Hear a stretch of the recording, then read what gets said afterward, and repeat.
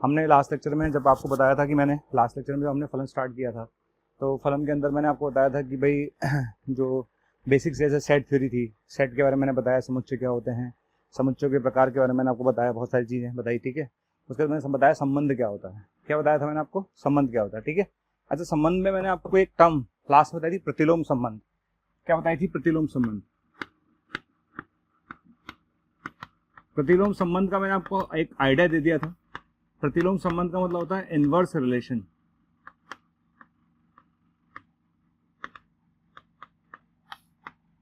Okay, तो प्रतिलोम संबंध का मतलब होता है इनवर्स रिलेशन। इनवर्स रिलेशन का क्या मतलब होता है? इनवर्स रिलेशन का मतलब है कि अगर आर आपका ए से बी जा रहा है, ठीक है, अगर आपने आर को ए से बी डिफाइन किया हुआ है, तो उस केस में जो आर इनवर्स होगा वो बी से डिफाइंड होगा, ठीक है। मैं यहां से बोल सकता हूं कि यदि आर जो है ए से बी परिभाषित है, आर अगर ए से बी परिभाषित है, ठीक है, तो आर इनवर्स जो होगा वो बी से ए परिभाषित होगा।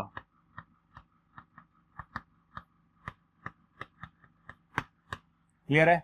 अगर मेरा कोई संबंध ए से बी परिभाषित है तो उसका इनवर्स होगा वो बी से ए परिभाषित होगा। सिंपल सी लॉजिक है, ठीक है ना। यानी अगर आर जो है वो अगर ए से बी है तो आर इनवर्स क्या होगा?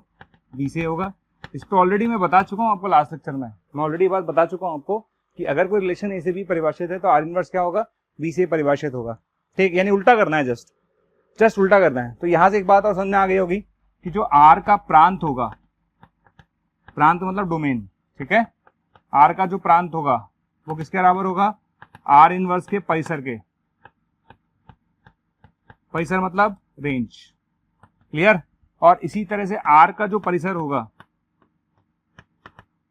वो किसके बराबर होगा? आर इनवर्स के प्रांत।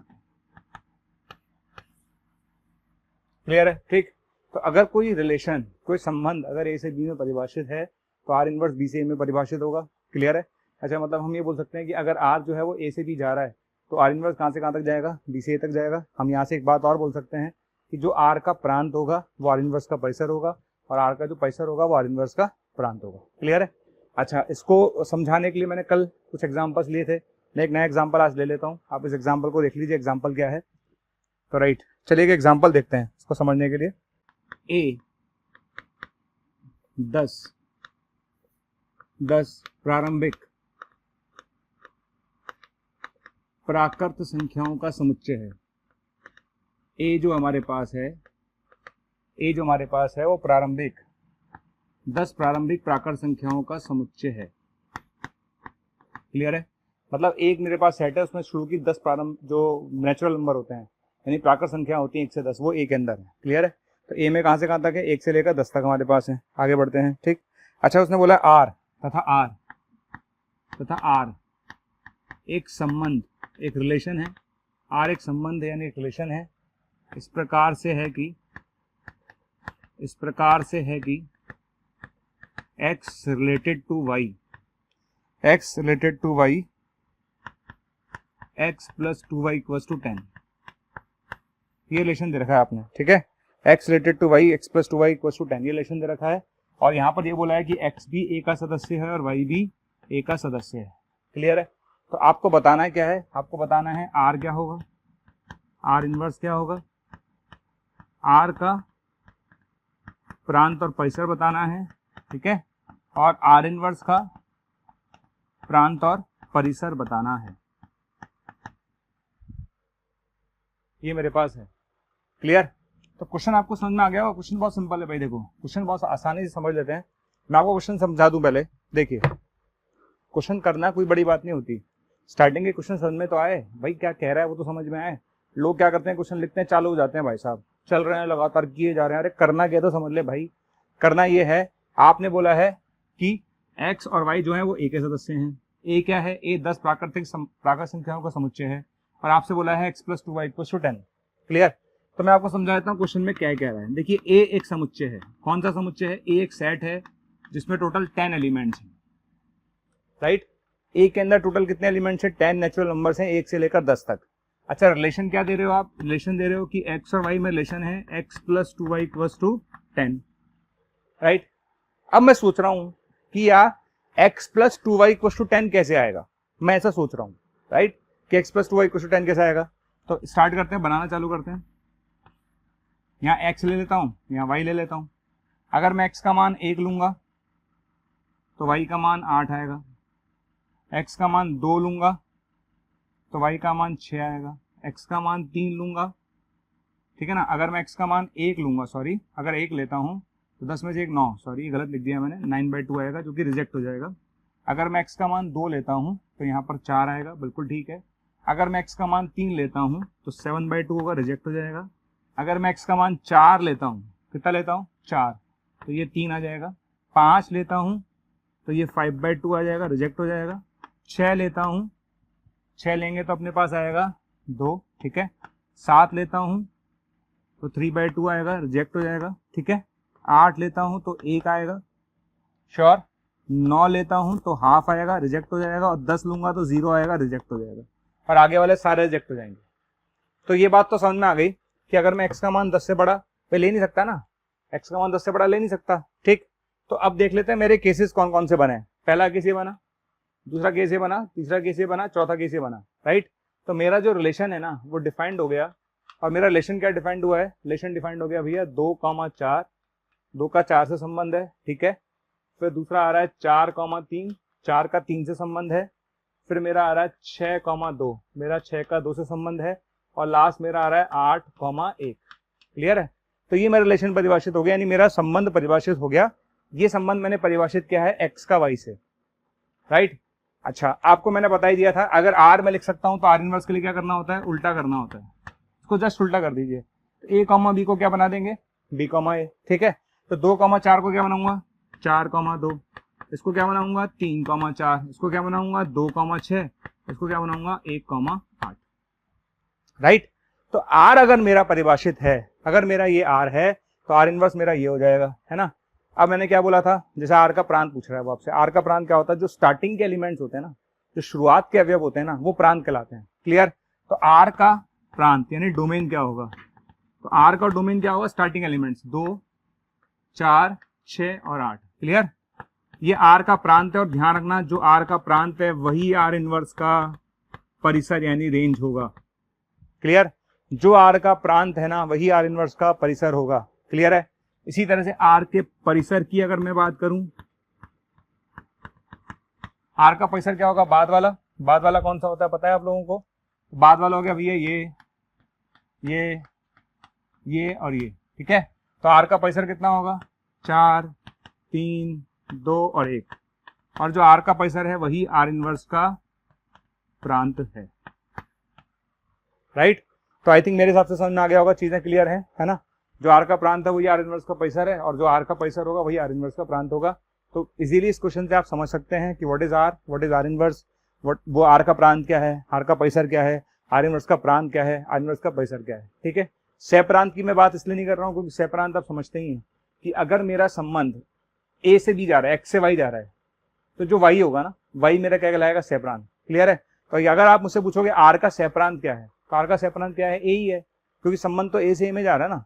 और संबंध जब a से a में जा रहा है तो सह प्रांत कितना है, a है, यानी a क्या मतलब, ये पूरा सह प्रांत होगा, राइट। ठीक है। तो आई थिंक आपको समझ में आ गया होगा प्रतिलोम संबंध क्या होता है। मेरे को लगता नहीं इसमें किसी तरह की किसी बच्चे को दिक्कत आने वाली है। इजीली अपन प्रतिलोम संबंध को परिभाषित कर सकते हैं। चलिए अब हम आगे बढ़ते हैं संबंध के अंदर। अब हम बात करेंगे आइडेंटिटी रिलेशन। हम बात करेंगे आइडेंटिटी रिलेशन, तत्समक संबंध।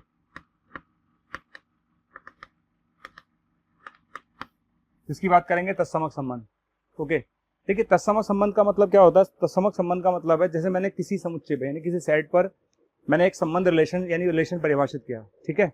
अगर मैंने किसी सेट पर यानी किसी समुच्चय पर अगर कोई रिलेशन परिभाषित किया तो उसके हर एलिमेंट का खुद से संबंध होना चाहिए। अगर प्रत्येक अवयव का संबंध खुद से है, इसका मतलब है कि वह संबंध तत्समक संबंध है। यहाँ पर एक टर्म मैं आपको क्लियर करूंगा अभी थोड़ी देर में। आइडेंटिटी रिलेशन का मतलब है कि यदि किसी समुच्चय पर आपने कोई संबंध परिभाषित किया खुद से खुद में, तो उसमें हर एलिमेंट का खुद से संबंध होना जरूरी है, ठीक है। यानी तत्समक संबंध का मतलब क्या है, मैं समझा देता हूँ। तत्समक संबंध का मतलब होता है कि हर एलिमेंट का खुद से रिलेशन होना चाहिए, यानी खुद का खुद से संबंध होना जरूरी है। जैसे एग्जाम्पल से समझाता हूँ मैं आपको। जैसे a बराबर मैंने लिखा 1 2 3, ठीक है, लिख दिया 1 बराबर 2 3। अच्छे समझना जो मैं समझाना चाह रहा हूँ। तत्समक संबंध का मतलब ऐसा संबंध जिसमें हर अवयव का खुद से संबंध होना चाहिए, ओनली, इसमें वर्ड आएगा ओनली, खुद से संबंध होना चाहिए। क्लियर है? तो जैसे a बराबर लिखा हुआ है ना, और एक संबंध मैंने लिखा, संबंध 1,1 2,2, एक तो मैंने ये लिखा, एक संबंध मैंने लिखा, इसको R1 बोल देता हूँ, इसको R2 बोल देता हूँ, 1,1 2,2 और 3,3, एक मैंने संबंध ये लिखा, ठीक है।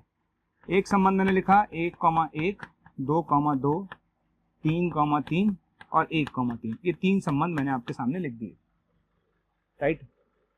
अगर मेरा संबंध ए पर परिभाषित है, अगर मेरा संबंध ए पर परिभाषित है तो ए के प्रत्येक अवयव का खुद से संबंध होना जरूरी है। तो तत्समक अगर यानी आइडेंटिटी की बात करूं तो ये आइडेंटिटी नहीं है, क्योंकि इसमें 3 का 3 से संबंध मिसिंग है, इसमें 3 का 3 से संबंध मिसिंग है, ये मिसिंग है भाई, इसलिए ये जो है वो आइडेंटिटी रिलेशन नहीं है। इस पर आ जाइए, इसमें 1 का 1 से है, बिल्कुल ठीक है, 2 का 2 से है, बिल्कुल ठीक है, 3 का 3 से है, बिल्कुल ठीक है, 100% भैया तू आइडेंटिटी रिलेशन है, कोई डाउट ही नहीं है इसके अंदर।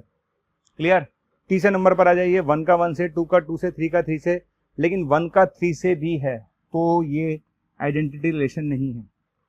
आइडेंटिटी में एक वर्ड होता है ओनली, खुद का खुद से ही रिलेशन होना चाहिए, उसके अलावा किसी और का नहीं होना चाहिए, that is known as identity relation. तो 1 का 1 से, 2 का 2 से, 3 का 3 से ओनली, बस दैट्स ऑल, वो आइडेंटिटी रिलेशन है। क्लियर है? तो ये आइडेंटिटी रिलेशन है क्योंकि इसमें हर एलिमेंट का खुद से कनेक्शन है, लेकिन ये आइडेंटिटी रिलेशन नहीं है क्योंकि इसमें 3,3 मिसिंग है, ठीक है। ये आइडेंटिटी रिलेशन नहीं है, क्यों नहीं है? क्योंकि इसमें 1,3 आ रहा है, भैया 1,3 नहीं चाहिए मुझे, आइडेंटिटी की बात कर रहा हूँ, तत्समक संबंध की बात कर रहा हूँ, ये नहीं है, इसका मतलब ये आइडेंटिटी रिलेशन नहीं है। नेक्स्ट हमारे पास आता है स्वतुल्य संबंध। स्वतुल्य को इंग्लिश में बोलते हैं रिफ्लेक्सिव, रिफ्लेक्सिव रिलेशन, स्वतुल्य संबंध। ओके, अब स्वतुल्य संबंध में भी क्या होता है, देखिए, स्वतुल्य संबंध का मतलब होता है खुद का खुद से संबंध होना चाहिए। क्या होना चाहिए? खुद का खुद से संबंध होना चाहिए, राइट।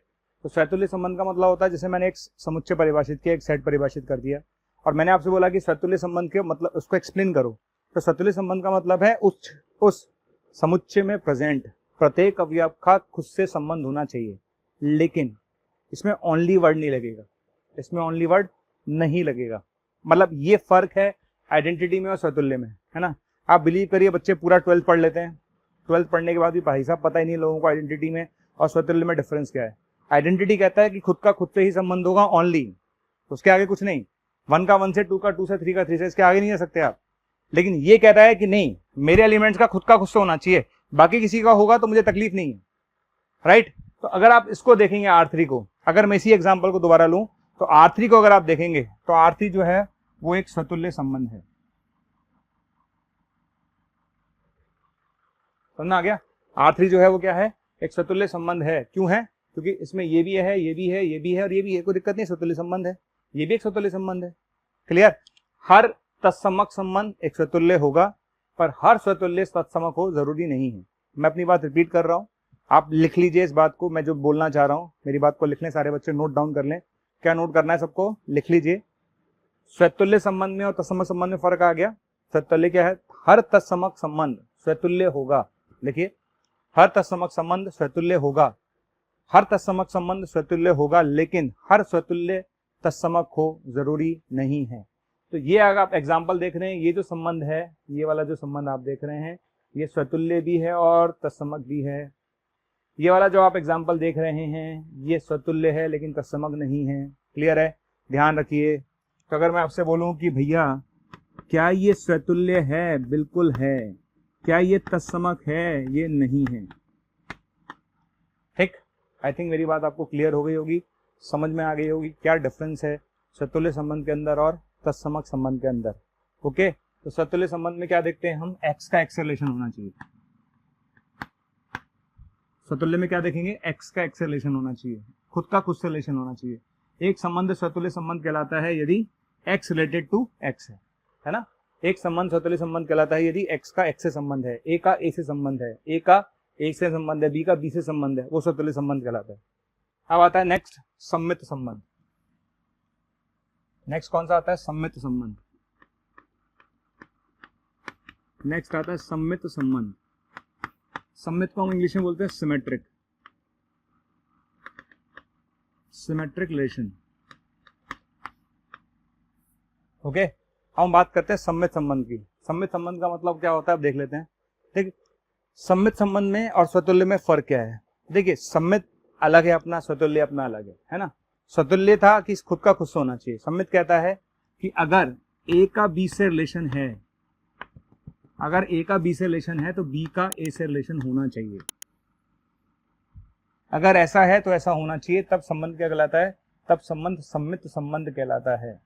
सम्मित संबंध का मतलब है यदि ए का बी से संबंध है तो बी का ए से होना चाहिए, होना चाहिए, तो संबंध क्या कहलाएगा?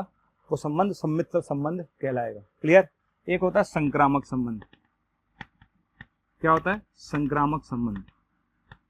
देखिए संक्रामक संबंध का मतलब होता है transitive relation, transitive relation. Okay, संक्रामक संबंध क्या कहता है? संक्रामक कहता है यदि ए का बी से संबंध है और बी का सी से संबंध है, ऐसा होना चाहिए, ए का बी से तथा बी का सी से है तो ए का सी से होगा।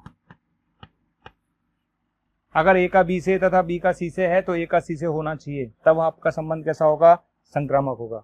संक्रामक, सम्मित और स्वतुल्य। रिपीट कर रहा हूं, स्वतुल्य का मतलब खुद का खुद से, दैट्स ऑल, बस बात खत्म। ठीक है। सम्मित कहता है कि अगर ए का बी से संबंध है तो बी का ए से होना चाहिए, ए का बी से है तो बी का ए से होना चाहिए। ठीक है। संक्रामक कहता है यदि ए का बी से है और बी का सी से है, अगर ए का बी से और बी का सी से है तो ए का सी से होना चाहिए। अगर ऐसा होता है तो संबंध क्या कहलाता है? संक्रामक संबंध कहलाता है, यानी ट्रांजिटिव रिलेशन कहलाता है। ठीक। यहां पर एक वर्ड आता है तुल्यता संबंध। कौन सा वर्ड आता है? तुल्यता संबंध, इक्विवेलेंस रिलेशन।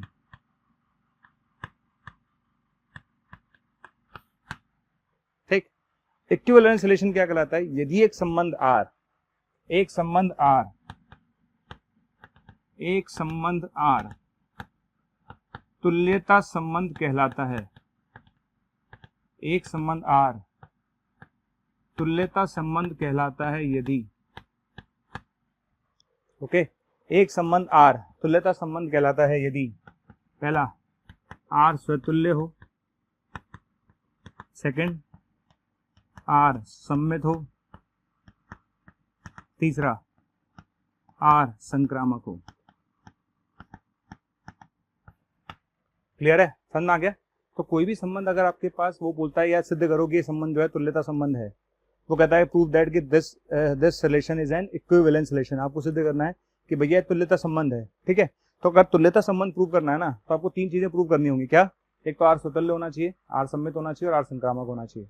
अगर आप ये तीनों बातें प्रूव कर देते हो तो इसका मतलब संबंध कैसा होगा? तुल्यता होगा। ठीक है। इसमें से अगर एक भी शर्त पूरी नहीं होगी, इसमें से अगर एक भी शर्त पूरी नहीं होगी तो संबंध तुल्यता संबंध नहीं होगा।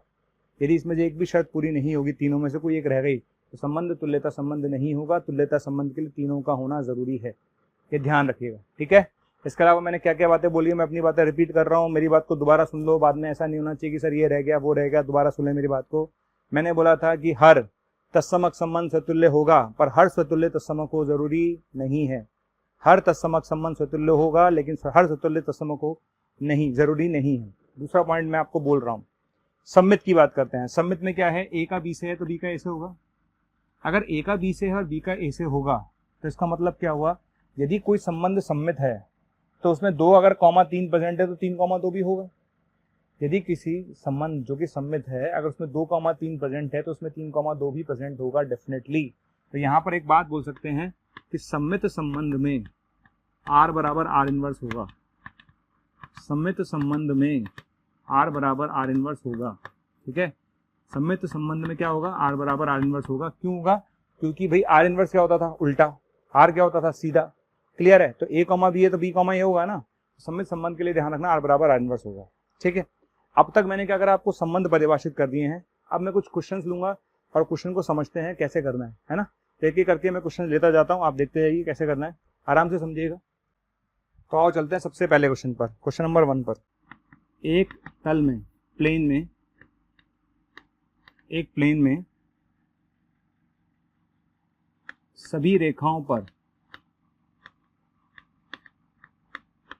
एक प्लेन में सभी रेखाओं पर एक संबंध R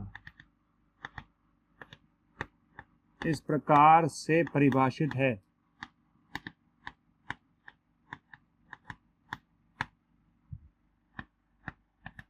इस प्रकार से परिभाषित है कि, इस प्रकार से परिभाषित है कि L1, L2 belongs to R such that L1 is parallel to L2। अब आपको क्वेश्चन समझ में नहीं आएगा तो आप स्टार्ट कैसे करोगे? तो सबसे पहले मुझे समझ में आता है कि क्वेश्चन क्या है। क्वेश्चन समझ लेते हैं क्या है। वो कहता है एक प्लेन में सभी रेखाओं पर एक संबंध R इस प्रकार से परिभाषित किया गया है कि L1 और L2 में रिलेशन है, L1 समांतर है L2 के। ओके, अब आपको चेक करना है कि संबंध कैसा है। ठीक है, आपको चेक करना है कि संबंध कैसा है, स्वतुल्य है, सममित है, संक्रामक है। तो चेक कर लेते हैं। सबसे पहले बात करते हैं स्वतुल्य की। किसकी बात करते हैं? स्वतुल्य की। अब आपका रिलेशन क्या है? आपने रिलेशन दिया है कि L1 पैरेलल टू L2 है। देखिए, दुनिया में हर रेखा अपने समांतर होती है।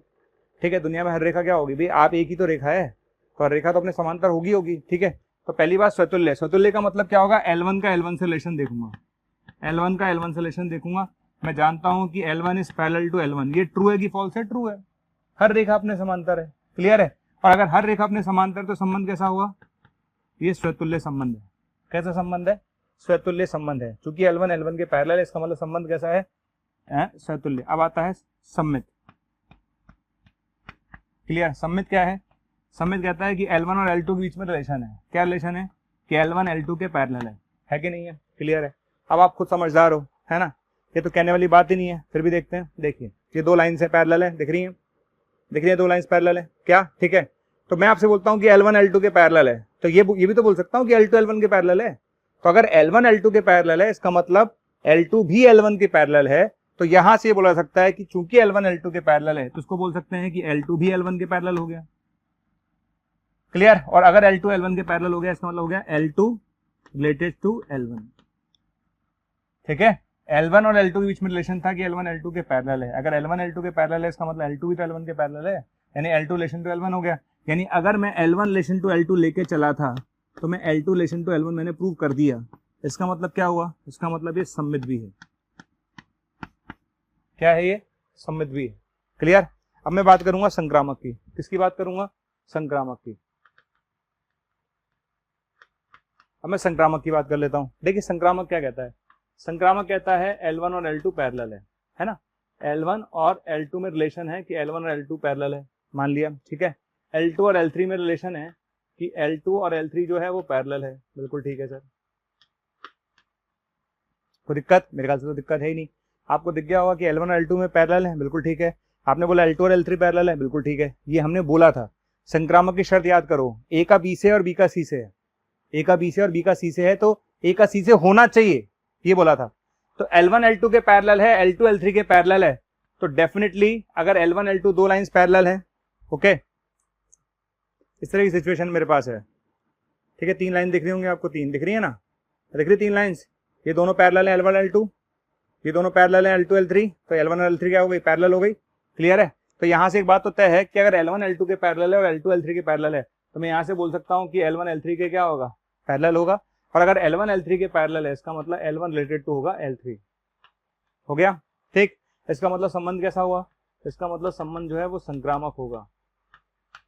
कैसा होगा? संक्रामक होगा। यदि कोई फलन स्वतुल्य है, सम्मित है और संक्रामक है, इसका मतलब है वो तुल्यता संबंध है। कैसा संबंध है?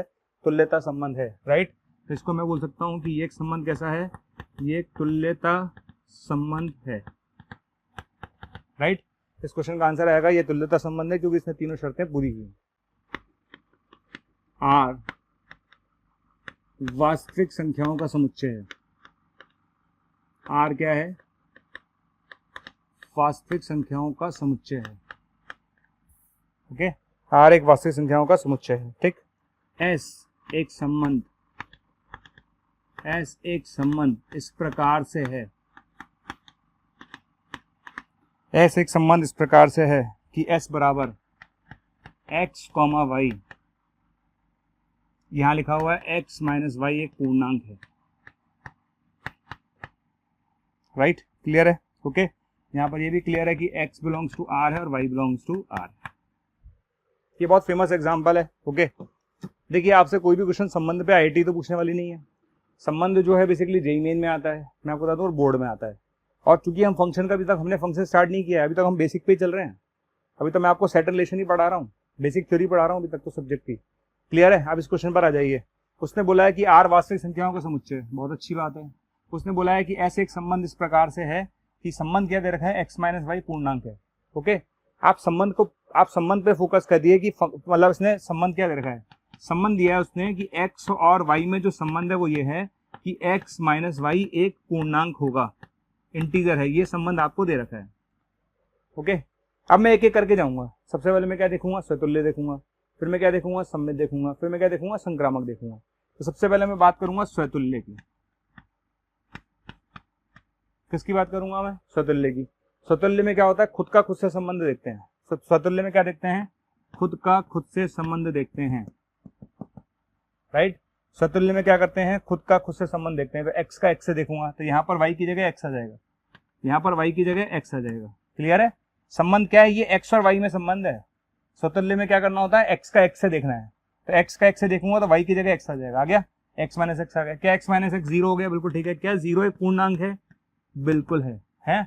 इसका मतलब ये एक स्वतुल्य संबंध है, ये एक स्वतुल्य संबंध है, क्योंकि जब मैंने x का x से संबंध निकाला तो 0 आया, क्योंकि 0 एक पूर्णांक है, इसका मतलब ये स्वतुल्य संबंध है। अब मैं बात करता हूं सममित की। किसकी बात करूंगा, सममित की।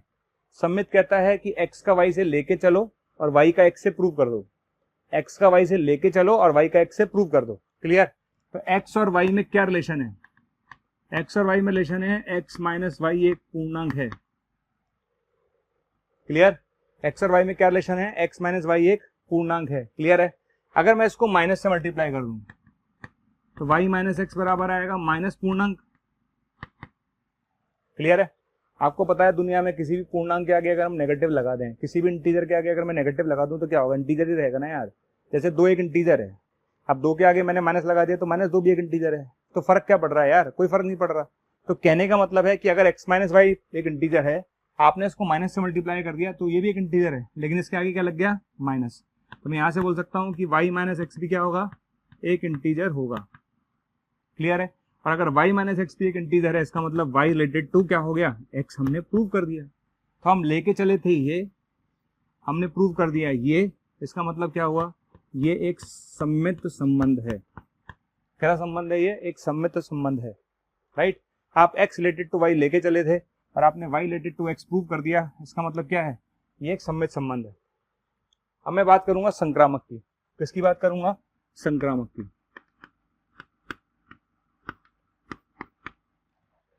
संक्रामक में क्या होगा, x रिलेटेड टू y लेके चलेंगे। x रिलेटेड टू y का मतलब क्या हुआ, x माइनस वाई एक पूर्णांक होगा, ओके।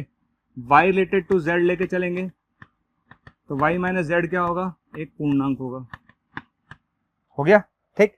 ये 2 लेके चलेंगे, तीसरा प्रूव करना होता है, याद रखो बार बार, ये और ये लेके चल रहे हैं और तीसरा प्रूव करना है, तो दोनों को ऐड कर दीजिए, इसमें इसको ऐड कर दीजिए, ठीक। और जब मैं इन दोनों को ऐड करूंगा तो x minus y plus y minus z, पूर्णांक में पूर्णांक ऐड करेंगे तो क्या आएगा, पूर्णांक ऐड आएगा, क्लियर है। 10 प्लस 10 बिकम्स 10, ये कैंसिल हो जाएगा, तो x माइनस जेड बराबर क्या आएगा, पूर्णांक आएगा, यानी x रिलेटेड टू z आएगा। आई थिंक क्लियर हो गई मेरी बात। तो आपको क्या समझ में आया, आप क्या लेके चले थे, आपने ये भी लिया और ये लेके चले थे और आपने प्रूव क्या कर दिया, x related to z prove कर दिया, ओके। और अगर ऐसा कर देते हैं तो इसका मतलब संबंध कैसा है, संक्रामक भी है, ये संबंध संक्रामक भी है, ठीक है। अब आपसे क्वेश्चन है, क्या ये संबंध स्वतुल्य था, बिल्कुल था। क्या ये संबंध सम्मित था, बिल्कुल ठीक है। क्या ये संबंध संक्रामक है, बिल्कुल ठीक है। क्योंकि स्वतुल्य भी है, सम्मित भी है, संक्रामक भी है, तो क्या ये तुल्यता संबंध है, यस। तो इस क्वेश्चन का आंसर टिक कर लीजिएगा, ये तुल्यता संबंध है, नोट करिए। चलिए नेक्स्ट क्वेश्चन देते हैं।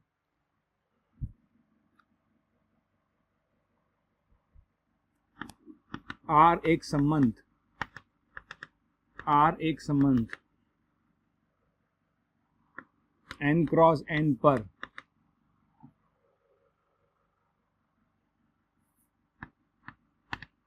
इस प्रकार से परिभाषित है। कैसे परिभाषित है? A, B related to C, D, A plus D बराबर B प्लस C। ओके, यहां पर यह भी लिखा हुआ है कि फॉर ऑल, सभी A, B और C, D जो है वो n क्रॉस n के ही पार्ट हैं। तो आपको प्रूव कर, मतलब आपको बताना है संबंध कैसा है। ठीक है, आपको बताना है कि संबंध कैसा है।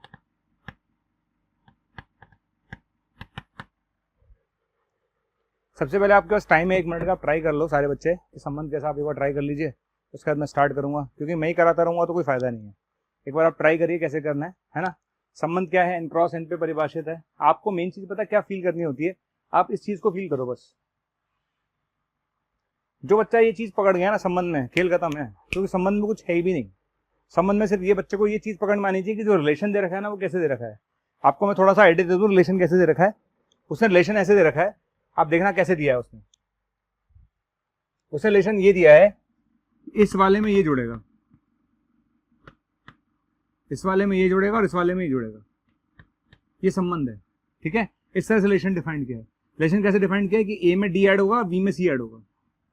ये रिलेशन आप डिफाइन कर रहे हो बस। अब आप सोचो कैसे करना है। जैसे मान लो स्वतुल्य सिद्ध करना है, अपन को कितना सिद्ध करना है? स्वतुल्य। आपने मुझसे बोला कि सर मुझे तो स्वतुल्य संबंध प्रूव करा दो सर। ओके, स्वतुल्य में क्या होता है? स्वतुल्य में खुद का खुद से देखते हैं, यानी स्वतुल्य के अंदर क्या होगा कि मैं A, B का, मैं A, B से संबंध देखूंगा। स्वतुल्य कहता है कि A, B का A, B से संबंध देखूंगा, और जब मैं A, B का A, B से संबंध देखूंगा तो आप इस कंडीशन का यूज करो ना। क्या बताया था मैंने? इस वाले में ये ऐड होगा और इस वाले में ये ऐड होगा। करिए यहाँ पर ऐड। ठीक है, इस वाले में ये ऐड होगा और इस वाले में ये ऐड होगा, तो क्या आ गया आपके पास? A प्लस B बराबर A प्लस B आ रहा है।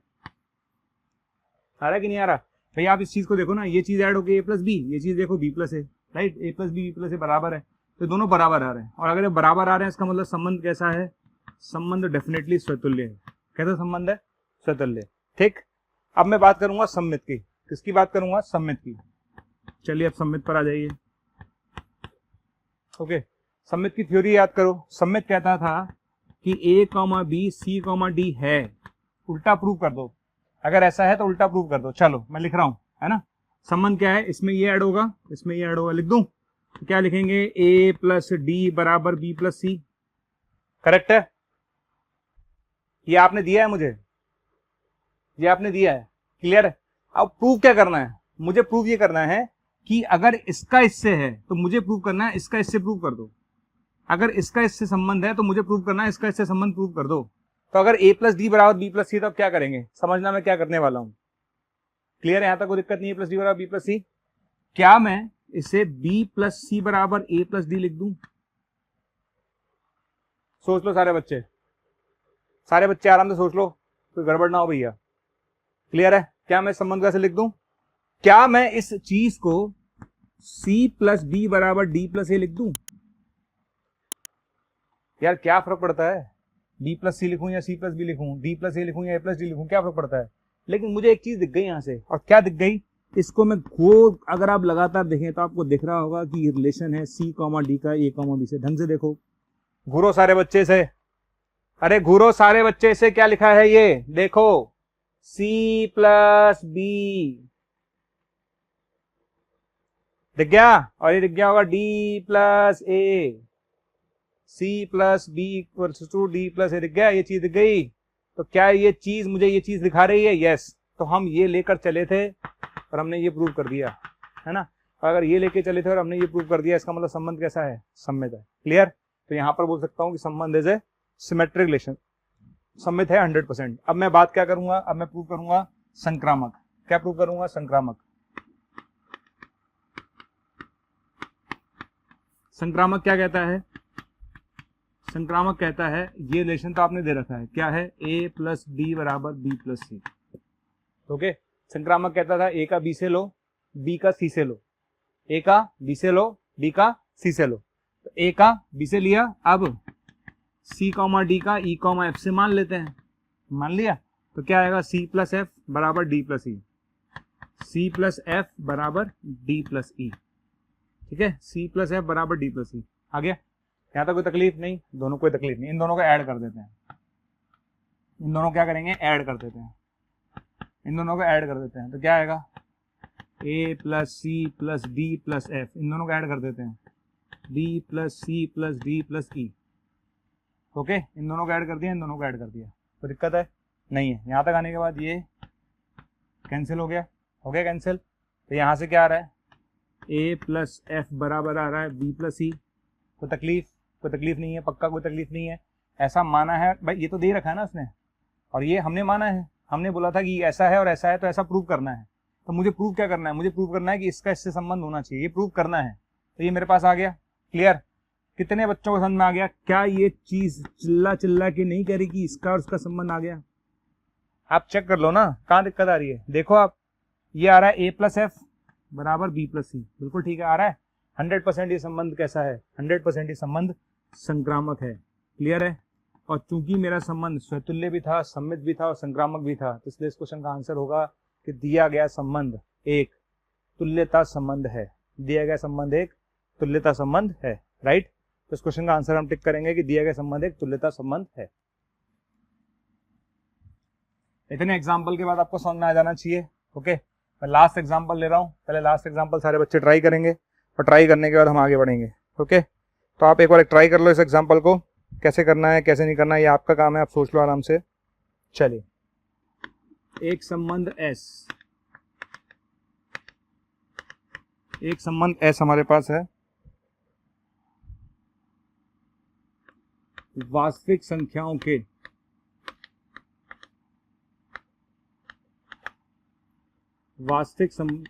के समुच्चय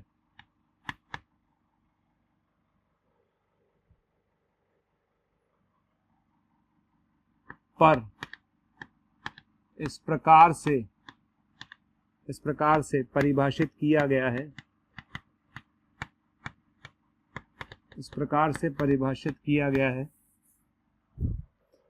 परिभाषित किया गया है कि a, b belongs to R,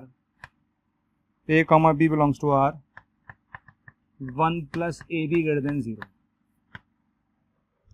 okay, तो आपको बताना है कि S कैसा संबंध है। क्वेश्चन ये है कि S कैसा संबंध है। ओके, यहाँ पर हम पहुंच गए। चलिए आ जाइए इस क्वेश्चन पर, सारे बच्चे देख लो इस क्वेश्चन को कैसे करना है ना। आपने बोला एक संबंध S, बिल्कुल ठीक है, वास्तविक संख्याओं के समुच्चय यानी R पे परिभाषित कर रहे हो, बिल्कुल ठीक है। उसने बोला है कि A और B बिलोंग्स टू R है, यानी A भी वास्तविक है और B भी वास्तविक है, ये भी ठीक है। संबंध पे ध्यान दो, मुझे तो संबंध से मतलब होता है, मेरा फोकस सिर्फ संबंध पर है। ये संबंध है मेरा 1 plus AB greater than 0, right.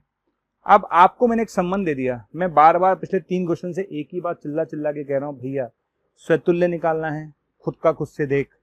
ठीक है, जब मैं स्वतुल्य लिखने जा रहा हूँ, क्या लिखने जा रहा हूँ, स्वतुल्य। ठीक है, अब मैं जब स्वतुल्य लिखूंगा, तो मैं क्या करूंगा, A का A से रिलेशन लिखूंगा। तो स्वतुल्य मतलब खुद का खुद से लिखूंगा। खुद का खुद से कैसे लिखूंगा, इधर देखो ना, ये A, B है, ये A और B के बीच में संबंध है, और A और B के बीच में संबंध क्या है, 1 प्लस AB। अब मुझे लिखना है A, A और A के बीच में संबंध। तो जब मुझे A और A के बीच में संबंध लिखना है तो B की जगह क्या आ जाएगा, A। क्लियर, जब मैं A और A के बीच में संबंध लिखूंगा तो B की जगह क्या आ जाएगा, A।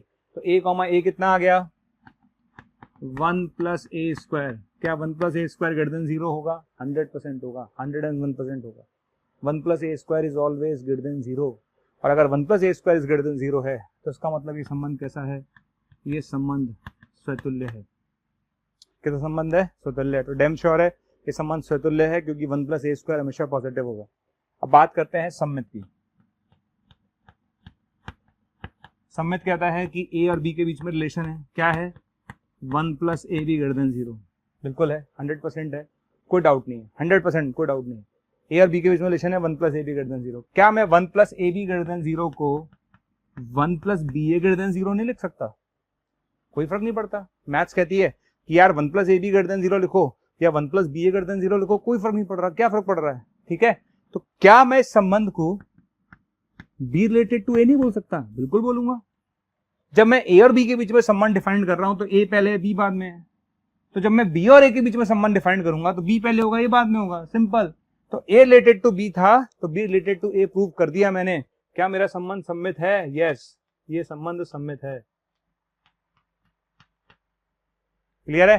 तो क्या ये स्वतुल्य है? बिल्कुल है। क्या ये सम्मित है? बिल्कुल है। ओके, तो ये संबंध स्वतुल्य भी है और सम्मित भी है। अब बात आती है इस क्वेश्चन का सबसे बेस्ट पार्ट, जो मुझे लगता है बहुत ही बढ़िया पार्ट है इसका, संक्रामक।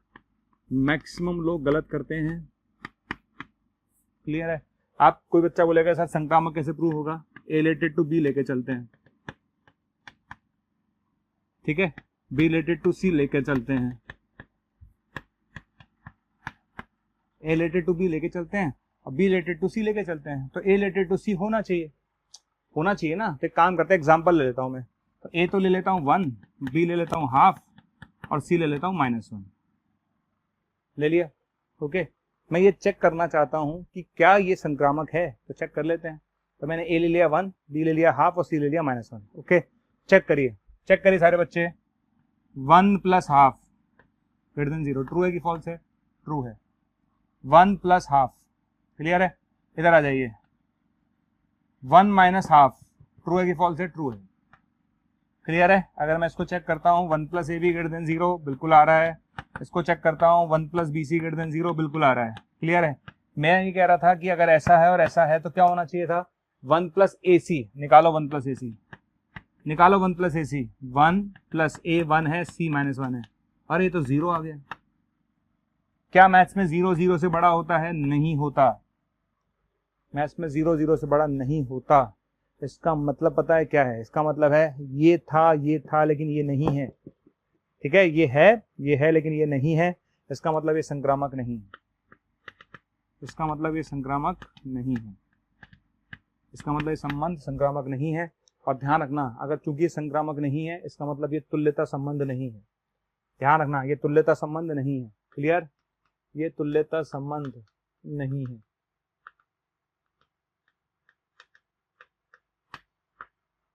ठीक, तो मैंने अपनी तरफ से पूरी कोशिश करी है, आप लोगों को पूरा समझाने की कोशिश करिए कि भाई अपन ध्यान रखें छोटी छोटी बातों का। और संबंध जो है, वैसे बेसिकली मैं आपको बताता हूँ, फंक्शन में हम संबंध इतना डिटेल में नहीं पढ़ाते हैं, पर मैंने इसलिए पढ़ा दिया क्योंकि एक तो बोर्ड में भी आता है। पहला रीजन तो ये भी है कि बोर्ड में भी काम आएगा। दूसरा ये है कि रिलेशन जो है जेईई मेन में भी आता है ना। तो जब आप एडवांस की तैयारी करोगे तो ऑब्वियसली बात है आप मेंस की तैयारी तो करोगे ही करोगे, और जब आप मेंस की तैयारी करोगे तो मेंस में आपको रिलेशन पढ़ना ही था। इसीलिए फिर मैंने उस लेवल का रिलेशन यहाँ पर कवर करा दिया है। तो अब रिलेशन के क्वेश्चंस को आप आराम से कर सकते हैं, रिलेशन में आपको कोई दिक्कत आने वाली नहीं है। इसमें एक क्वेश्चन और ऐसा बनता है जो मैं आपको सिखा दूं, क्योंकि मैंने वो देखा है कई बार वो क्वेश्चन पूछ लेते हैं, बहुत बेसिक प्रॉब्लम रहती है, तो वो क्वेश्चन आप देख लीजिए, है ना, कैसे करना है। एक छोटा सा बेसिक प्रॉब्लम ले लेता हूँ, बिल्कुल सिंपल, है ना। उस तरह के क्वेश्चन भी आपको आने चाहिए। तो एक लास्ट इसमें क्वेश्चन लेते हैं, फिर हम आगे बढ़ेंगे फंक्शन की तरफ। क्वेश्चन ये है, r = 1,2 और 2,3। r बराबर क्या लिखा है? 1,2 और 2,3। ठीक है, ओके। इसमें बताना है कितने मिनिमम, न्यूनतम क्रमित युग्मों की संख्या, न्यूनतम क्रमित युग्मों की संख्या जिसके लिए r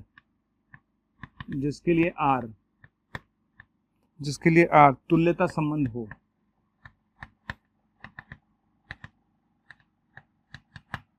ओके, क्वेश्चन ये है कि मिनिमम क्रमित युग्मों की संख्या बताओ जिसके लिए क्या बन जाए, ये जिसके लिए ये अपने पास एक तुल्यता संबंध बन जाए, है ना। अच्छा, तुल्यता संबंध के लिए क्या होता है? तुल्यता संबंध के लिए मैंने आपको कई बार बोला 3 शर्तें अपन को देखनी है, स्वतुल्य देखना है, सम्मित देखना है, संक्रामक देखना है। तो आपको दिख रहा होगा, एक तो 1 आ रहा है, 2 आ रहा है, 3 आ रहा है ना। अच्छा, 1 2 3 आ रहा है, इसका मतलब ये तो तय है कि मुझे 1,1, 2,2 और 3,3 तो ऐड करना ही पड़ेगा अगर मुझे स्वतुल्य बनाना है। तो अगर मैं चाहता हूँ कि स्वतुल्य बन जाए तो इसमें 1,1, 2,2 और 3,3 तो ऐड करना ही पड़ेगा। बन गया स्वतुल्य, स्वतुल्य का काम खत्म। अब आ जाते हैं सम्मित पर। किस पर चलते हैं? सम्मित पर। सम्मित ये कहता है कि अगर 1 का 2 से है तो 2 का 1 से होना चाहिए, अगर 1 का 2 से है तो 2 का 1 से होना चाहिए, 2 का 3 से है तो 3 का 2 से होना चाहिए। यहां तक आ गया समझ में? क्लियर है? यहां तक अगर मैं देखूं तो ये डैम श्योर है, 100% श्योर है कि ये संबंध जो आप देख रहे हैं ये स्वतुल्य है, बिल्कुल है, और ये सम्मित भी है 100% सम्मित है, क्योंकि 1 का 2 से है तो 2 का 1 से है, राइट। 2 का 3 से है तो 3 का 2 से है। लेकिन अब मुझे एक चीज और देखनी है, संक्रामक। क्या देखनी है? संक्रामक। अब समझना आप अच्छे से। संक्रामक पता है क्या कहता है? संक्रामक कहता था कि यार ए का बी से है और बी का सी से है, तो ए का सी से होना चाहिए। भाई ये तो कह रहे थे आप, बार बार यही तो कहते हो, ए का बी से, बी का सी से, तो ए का सी से होना चाहिए। तो चेक करते हैं, चलो आओ एक एक करके चेक करते हैं। आइए देखिए, चलिए 1 का 2 से है, 2 का 3 से है। अगर 1 का 2 से है, 2 का 3 से है, तो 1 का 3 से होना चाहिए ना, तभी तो संक्रामक होगा। तो 1 का 2 से है, 2 का 3 से है, तो 1 का 3 से होना चाहिए, तब जाके संक्रामक होगा। तो मुझे 1,3 ऐड करना पड़ेगा। ओके, अब एक गड़बड़ हो गई। अगर मैंने 1,3 ऐड करा तो अभी सबमिट नहीं रहा। सबमिट करने के लिए मुझे 3,1 ऐड करना पड़ेगा। Yes, clear? समझ में आ गया? तब आपको समझ में आ गया होगा 1 का 2 से था, 2 का 3 से था, तो 1 का 3 से होना चाहिए था, 1 का 3 से था, होना चाहिए था, लेकिन इसमें प्रेजेंट नहीं था, इसलिए मैंने 1 का 3 से प्रेजेंट किया।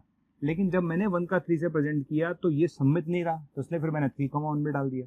अब आप इसको किसी के लिए भी चेक कर लीजिए। नाउ ये सतुल्य भी है, सम्मित भी है और संक्रामक भी। सारे बच्चे चेक कर सकते हैं, किसी के लिए भी। किसी को पकड़ लो, बच्चा बोलता है सर 1 का 2 से बिल्कुल है भैया, सर 2 का 1 से बिल्कुल है सर, तो 1 का 1 से है ना मेरे पास, ये रहा ना। आगे समझ में क्लियर है? और बोलो, और कोई डाउट बोलते जाओ। कोई बच्चा बोले सर 1 का 3 से है, बिल्कुल है भाई, 1 का 3 से है सर, 1 का 3 से है, 3 का 2 से है, बिल्कुल है। तो क्या 1 का 2 से है? हाँ बिल्कुल है बेटा, ये रहा। और बोल, कोई भी नंबर चेक कर सकते हो आप। ओके, आप चेक कर लेना, चेक करोगे तो आपको समझ में आ जाएगा कि ये 100% कैसा संबंध है। ये सतुल्य भी है, सम्मित भी है, संक्रामक भी है। तो आप देखिए आपने कितने क्रमिक में ऐड किए, कौन कौन ऐड किया? 1 2 3 4 5 6 7। तो कितने क्रमिक में ऐड करने पड़े आपको? 7। तो आप लिख लीजिए कितने क्रमिक में ऐड करने पड़ेंगे? 7 क्रमिक युग्म ऐड करने पड़ेंगे। कितने क्रमिक ऐड करने पड़ेंगे? 7। ठीक, तो यहाँ पर अपन को मिनिमम क्रमिक युग्मों की संख्या कितनी होगी? 7 होगी। अगर हम इसमें 7 क्रमिक युग्म ऐड कर देते हैं तो आर कैसा संबंध होगा? तुल्यता संबंध होगा। ठीक है, चलिए, तो ये वाला पार्ट आपका मेरे ख्याल से क्लियर हो गया होगा, संबंध वाला पार्ट। संबंध के बारे में एक बार रिकॉल कर देता हूँ, मैंने संबंध में क्या क्या बताया आज के लेक्चर का, फिर आगे बढ़ेंगे। आज के लेक्चर में रुकेंगे नहीं, आज के लेक्चर में फिर आगे बढ़ेंगे। जब हम आज आए थे तो मैंने स्टार्ट किया, सबसे पहले मैंने बताया प्रतिलोम संबंध क्या होता है। प्रतिलोम संबंध बहुत आसान है, आप संबंध लिखते थे उसका जस्ट उल्टा कर दो, प्रतिलोम संबंध आ गया। फिर मैंने बताया तत्समक संबंध क्या होता है, यानी आइडेंटिटी क्या होता है। आइडेंटिटी कहता है कि खुद का खुद से संबंध होना चाहिए, बस सिर्फ खुद का खुद से, किसी और का किसी से चलेगा ही नहीं, खुद का खुद से ही चलेगा, वो आइडेंटिटी होगा। स्वतुल्य क्या होता है? स्वतुल्य कहता है कि खुद का खुद से होना चाहिए, लेकिन किसी और का दूसरे से होगा तो उसे तकलीफ नहीं है। ये दोनों में बेसिक डिफरेंस था। सम्मित कहता है ए का बी से है तो बी का ए से होना चाहिए, ये सम्मित कहता है। संक्रामक कहता है ए का बी से, बी का सी से है तो सी का ए से होना चाहिए, ये ध्यान रखना आप। ओके, ये सारी चीजें हैं, मैंने इस पर कुछ क्वेश्चंस भी लिए हैं, वो मैंने आपको एक्सप्लेन करे हैं। अपन इसके बाद आगे चलते हैं फंक्शन की तरफ। तो इसके बाद हम फंक्शन की तरफ मूव करेंगे, यानी फंक्शन पर चलेंगे। अब हम आगे चलिए स्टार्ट करेंगे फंक्शन एक्चुअली, है ना। अब तक तो हमने क्या करा था, अब तक हमने सेट थ्योरी पूरा देखा है, हमने रिलेशन पूरा देखा है। अब मैंने आपको बोला था कि इसके आगे हम चालू करेंगे फलन। ठीक है, अच्छा, फलन की सबसे पहले आती है परिभाषा, डेफिनेशन क्या है।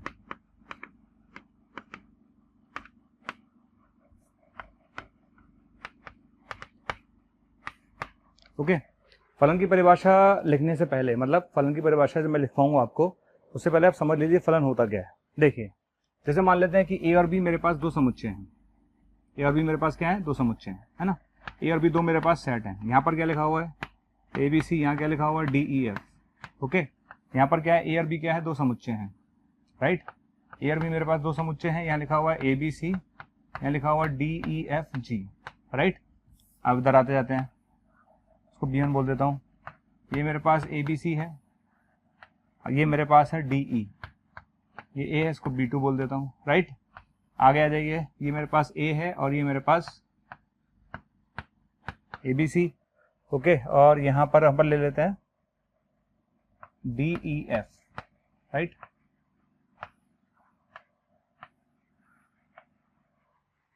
और एक मेरे पास आ जाता है A B C, D E F और जी, राइट। ये B1 हो गया, ये हो गया, ठीक है। ये B2 हो गया, और वो मेरे पास बी हो गया, राइट है। अब आप मेरी बात समझना, जब मैं फलन की परिभाषा, देखिए जो चैप्टर आप पढ़ने जा रहे हैं अगर आपको उसकी डेफिनेशन ही क्लियर नहीं होगी तो हम आगे कैसे बढ़ेंगे। तो बच्चे को ये समझ में आना चाहिए कि सबसे पहले आप समझिए कि भाई मेरे पास फलन की परिभाषा क्या है, डेफिनेशन क्या है फंक्शन की। फंक्शन की डेफिनेशन ये कहती है कि अगर मेरे पास ए और बी दो अरिक्त समुच्चय हैं, अगर मेरे पास ए और बी दो कैसे हैं, अरिक्त समुच्चय, मतलब दोनों में कोई ना कोई अवयव होना जरूरी है। अगर मेरे पास ए और बी दो अरिक्त समुच्चय हैं तो और ए के प्रत्येक अवयव का, लाइन पे जाइए, ए के प्रत्येक अवयव का यानी ए के हर अवयव का संबंध होना जरूरी है। ए के प्रत्येक अवयव का, अगर मैं ए से बी जा रहा हूं, अगर मैं ए से बी जा रहा हूं तो सारी शर्तें ए पर लगेंगी, अगर मैं बी से ए जा रहा हूं तो सारी शर्तें बी पर लगेंगी। तो फिलहाल मैं ए से बी जा रहा हूं तो सारी शर्तें ए पर लगेंगी। तो ए के प्रत्येक अवयव का, ए के प्रत्येक अवयव का बी के अद्वितीय अवयव से संबंध होना चाहिए, बी के अद्वितीय अवयव से संबंध होना चाहिए। मतलब क्या है, मतलब है कि एक अवयव का एक ही अवयव से संबंध होगा, एक अवयव का एक से ज्यादा संबंध नहीं होने चाहिए। अगर एक अवयव के एक से ज्यादा संबंध होंगे तो वो फलन नहीं होगा। क्लियर, मैं रिपीट कर रहा हूं, ठीक, मैं रिपीट कर रहा हूं, मेरी बात को समझिए दोबारा। मैं क्या कर रहा हूं, यदि ए और बी दो अरिक्त समुच्चय हैं, ए और बी दो रिक्त समुच्चय हैं और ए के प्रत्येक अवयव का, ए के प्रत्येक अवयव का मतलब है ए में कोई अवयव खाली नहीं रहना चाहिए, हर अवयव का रिलेशन होना जरूरी है, बी के अद्वितीय अवयव से संबंध होना चाहिए। बी के अद्वितीय अवयव से संबंध होने का मतलब है कि भैया ए का जो अवयव होगा उसका बी के एक अवयव, हर अवयव का एक ही संबंध होगा, मतलब बी के अद्वितीय यानी एक अवयव से संबंध होगा बी का। मतलब कहने का मतलब क्या, मैं समझाता हूं, देखिए इधर आ जाइए, मैं इसको देखता हूं, राइट, आप देखते जाइए, ए का डी से है, बी का ई से है और सी का एफ से है। क्लियर, क्या ए के प्रत्येक अवयव का संबंध है, बिल्कुल है। क्या ए के प्रत्येक अवयव का एक एक अवयव से संबंध है, बिल्कुल है, ठीक। तो इसका मतलब ये फलन है, डेफिनेटली ये क्या है, फलन है, क्योंकि हमारी दो शर्तें हैं, ए के प्रत्येक अवयव यानी ए में कोई अवयव खाली नहीं होना चाहिए, और दूसरी बात एक अवयव का एक ही संबंध होना चाहिए। और अगर एक अवयव का एक ही संबंध है इसका मतलब फलन है। तो यहाँ पर दोनों शर्तें पूरी हो रही है, इसका मतलब ये फलन है। अब इधर आ जाइए, ये आप इसका हिस्सा है, इससे इसका हिस्सा है, और यहाँ पर आ जाइए, ठीक है। अब बच्चे के मन में क्वेश्चन आएगा, सर एक बात बताइए, जैसे मेरा फलन ए से b1 जा रहा है, बिल्कुल जा रहा है बेटा, आप बताइए सर ए में कोई अवयव खाली नहीं है, बिल्कुल नहीं है, क्या ये फलन है, बिल्कुल फलन है, क्योंकि मुझे ए के अवयव को देखना था, क्या ए में कोई खाली है, बिल्कुल नहीं है, बी में कोई खाली रह जाता मुझे कोई दिक्कत नहीं है, ए में कोई खाली नहीं रहना चाहिए, और दूसरी शर्त एक अवयव का एक ही संबंध होगा।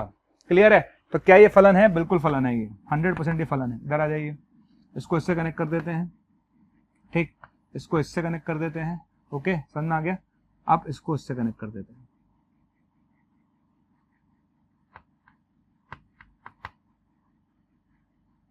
इसको भी इससे कनेक्ट कर देता हूं, इसको भी इससे कनेक्ट कर देता हूं, चलिए कर दिया मैंने कनेक्ट। अब आप इधर आ जाइए, बच्चे के मन में पहला क्वेश्चन आएगा, सर क्या ये फलन है, अरे बिल्कुल है, क्यों नहीं है फलन, ये बता, मैं तो एक ही नजर से देखता हूँ। क्लियर, मैं इस अवयव की नजर से देखता हूँ, इसके कितने संबंध है, बेचारे का एक ही संबंध है, इसके कितने संबंध है, इसका भी एक ही संबंध है, इसके कितने संबंध है, इसका भी एक संबंध है। वो अलग बात है कि सबका संबंध एक से है, उससे हमारा कोई लेना देना नहीं है। हमारी दो ही शर्तें थी, ए में कोई खाली नहीं होना चाहिए, नहीं है, दूसरी बात ए हर अवयव का एक एक संबंध होना चाहिए, हाँ है, हर किसी का एक एक संबंध है, इसका मतलब डेफिनेटली क्या है, ये डेफिनेटली फलन है। ओके, तो कोई कंफ्यूजन नहीं होना है, दो शर्तें थी दोनों पूरी हो रही हैं, फलन है ये। इधर आ जाइए, इधर आते हैं, इस वाले पे चलते हैं। अब इधर देखिए इसमें क्या हो रहा है, अब इसमें देख लेते हैं अपन लोग।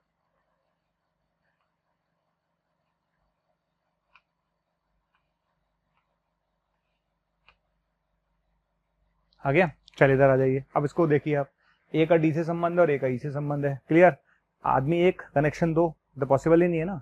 हमने क्या बोला था, एक अवयव का एक ही संबंध होना चाहिए, अगर एक अवयव का एक से ज्यादा संबंध होंगे तो वो फलन नहीं होगा।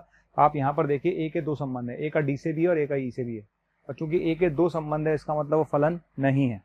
क्या है, फलन नहीं है। तो यहाँ से मैं बोल सकता हूँ कि ये चीज फलन नहीं है। क्यों नहीं है, क्योंकि हमारी शर्त पूरी नहीं हो रही, और अगर हमारी शर्त पूरी नहीं हो रही इसका मतलब फलन नहीं है, क्योंकि ए के दो संबंध है, एक अवयव के दो संबंध नहीं हो सकते। अब इधर आ जाइए, लास्ट वाले एग्जाम्पल पर चलते हैं, है ना।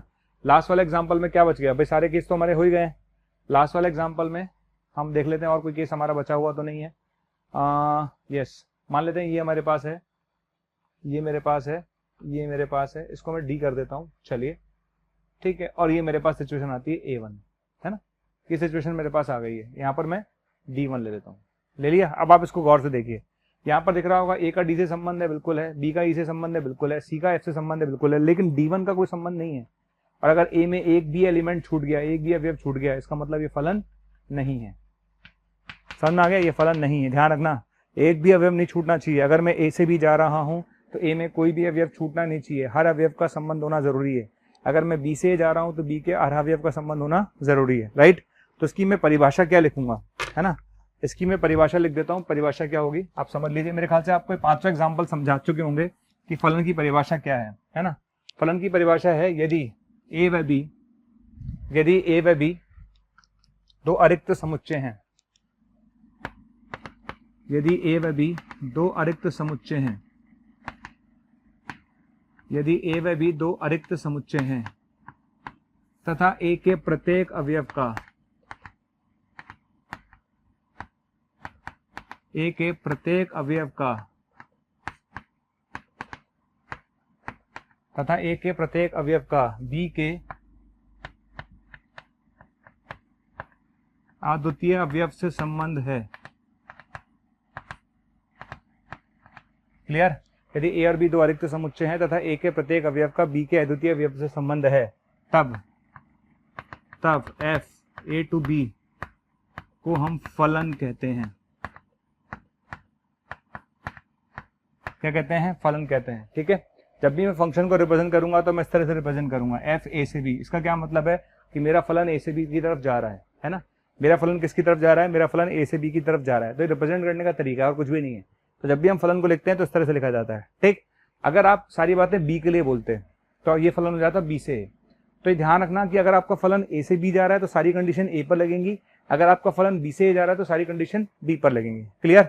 अच्छा, इसके बाद हम आगे बढ़ते हैं, प्रतिबिंब तथा पूर्व प्रतिबिंब। नेक्स्ट, प्रतिबिंब ऑब्लिक पूर्व प्रतिबिंब, यानी यहां पर आएगा इमेज और यहां पर आएगा प्री इमेज। क्लियर है? एक तो प्रतिबिंब आएगा, एक पूर्व प्रतिबिंब। प्रतिबिंब और पूर्व प्रतिबिंब का क्या मतलब है वो भी समझ लेते हैं। देखिए, अगर कोई फलन ए से भी जा रहा है ना, अगर कोई फलन ए से भी जा रहा है, जैसे मान लेते हैं एक फलन ए से भी जा रहा है और ए मेरे पास है ए बी सी, ओके ठीक है सर। बी मेरे पास क्या है 1 2 3 है, चलिए बिल्कुल ठीक। इसका इससे, इसका इससे और इसका इससे, राइट। अच्छा, अब इधर देखिए, आप इसको समझना अच्छे से, मैं जो समझाना चाहता हूँ, राइट। मेरा फलन जो है वो ए से भी जा रहा है, यानी ए पर एफ लगाया तो बी मिलेगा। ए पर मैंने ए के अवयवों पर एफ लगाया तो मुझे बी मिलेगा। क्लियर है? अब आप इसको ढंग से समझना, मैं क्या कहना चाह रहा हूं। देखिए, हम यहां पर क्या कर रहे हैं, ए पर एफ लगाया तो मुझे 1 मिला, है ना। ए पर एफ लगाया तो मुझे 1 मिला, बी पर एफ लगाया तो मुझे 2 मिला, सी पर एफ लगाया तो मुझे 3 मिला। क्लियर? तो मैं यहां से बोल सकता हूं कि मैंने ए पर एफ लगाया तो मुझे 1 मिला, यानी यहां पर बोला जाएगा कि ए की इमेज 1 है। समझ आ गया? इसे बोलते हैं प्रतिबिंब। प्रतिबिंब मतलब इमेज। क्लियर? ए पर एफ लगाया तो 1 मिला, तो ए की इमेज 1 है। क्लियर? अब इसे उल्टा बोलो, इसे उल्टा क्या बोलेंगे, 1 की प्री इमेज ए है। ए पर एफ लगाया तो 1 मिला, तो ए की इमेज 1 है, और 1 की प्री इमेज क्या है, ए है। क्लियर? तो एफ ऑफ ए बराबर 1 का मतलब है ए की इमेज 1 है। और अगर हम यहां से बोलें तो हम यहां पर बोल सकते हैं कि 1 की प्री इमेज ए है। क्लियर है? समझ आ गया मेरी बात जो मैं कहना चाह रहा हूं। ए पर 1, ए की इमेज क्या है 1 है, और 1 की प्री इमेज ए है। बी की इमेज 2 है तो 2 की प्री इमेज बी है। सी की इमेज अगर 3 है तो 3 की प्री इमेज सी है। क्लियर? तो मैं यहां से बोल सकता हूं एफ ऑफ बी बराबर 2 का क्या मतलब है, एफ ऑफ बी बराबर 2 का मतलब है बी की इमेज 2 है। क्लियर? एफ ऑफ सी बराबर 3 का क्या मतलब है, एफ ऑफ सी के बराबर 3 का मतलब है सी की इमेज 3 है। आगे समझ में? क्लियर है? अच्छा, 1 की प्री इमेज ए, 2 की प्री इमेज बी, 3 की प्री इमेज सी। क्लियर? अच्छा, मैं यहां पर ये भी बोल सकता हूं अगर एफ ऑफ ए बराबर 1 है तो उसको यहां पर बोला सकता है एफ इनवर्स 1 बराबर ए। इसका क्या मतलब है, इसका मतलब है 1 की प्री इमेज ए है। ठीक है, 1 की प्री इमेज ए है। क्लियर? और ए की इमेज 1 है, राइट। तो ए की इमेज 1 है और 1 की प्री इमेज क्या है, ए है। अब बात आती है फलन को प्रदर्शित करने के तरीके।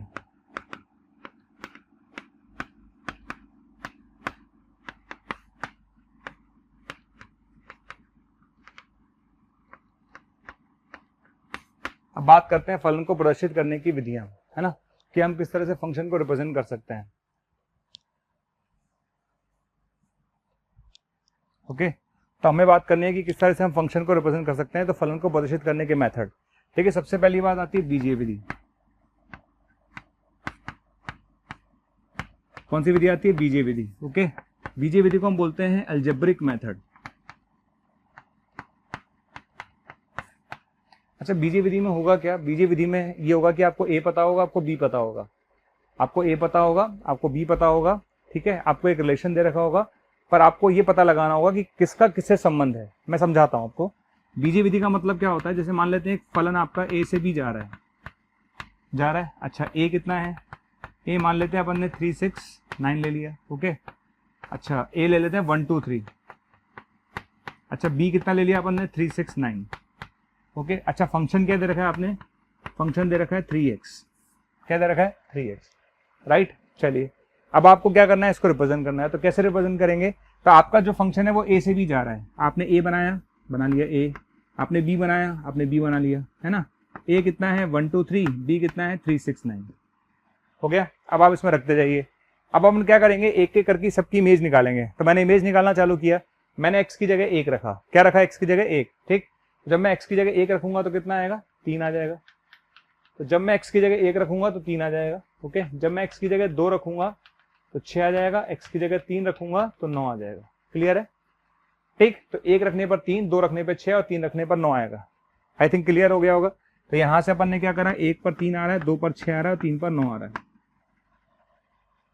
Okay, clear. इस विधि को बोलते हैं हम बीजीय विधि, यानी अलजेब्रिक मेथड। तो अलजेब्रिक मेथड का मतलब है आपको ए पता होगा, आपको बी पता होगा, बस आपको इसकी सहायता से इनके संबंध निकालने होंगे। तो ये संबंध अपने पास आ गया, तो डेफिनेटली आपको समझ में आ गया होगा कि ये एक बीजीय विधि।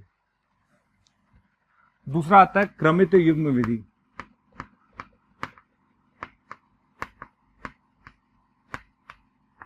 ओके, क्रमित युग्म विधि क्या होती है? Ordered pair method.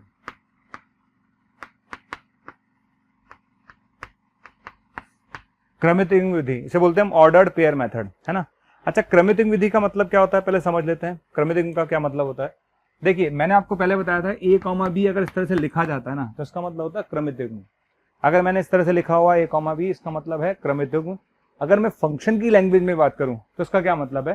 फंक्शन की लैंग्वेज में इसका मतलब है कि ए की इमेज बी है। इसका मतलब है फंक्शन की लैंग्वेज में अगर मैं बात करूं तो इसका मतलब है ए की इमेज बी है। राइट, अगर बी कॉमा ए के बारे में बात करूं तो इसका मतलब है बी की इमेज ए है। तो इसे बोलते हैं क्रमित युग्म विधि। क्रमित युग्म विधि का मतलब होता है अगर मैं इस तरह से लिखता हूं तो उस तरह से भी अपन फंक्शन को रिप्रेजेंट कर सकते हैं। मैं एक एग्जांपल लेता हूं, छोटा सा एग्जांपल लेके समझाता हूं। मेरा एक फलन जो है, फंक्शन मेरा है,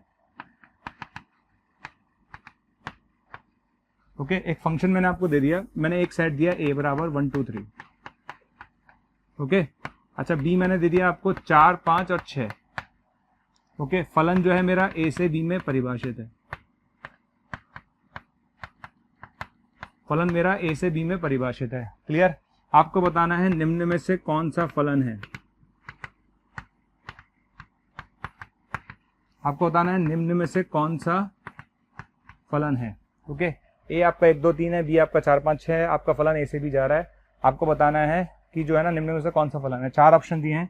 पहला ऑप्शन, ओके, पहला ऑप्शन में देता हूं आपको ये 1,4 दे देता हूं और 2,5 दे देता हूं। दे दिया। दूसरा ऑप्शन देखिए, दूसरा ऑप्शन में देता हूं 1,5 4 2,5 और 3,6।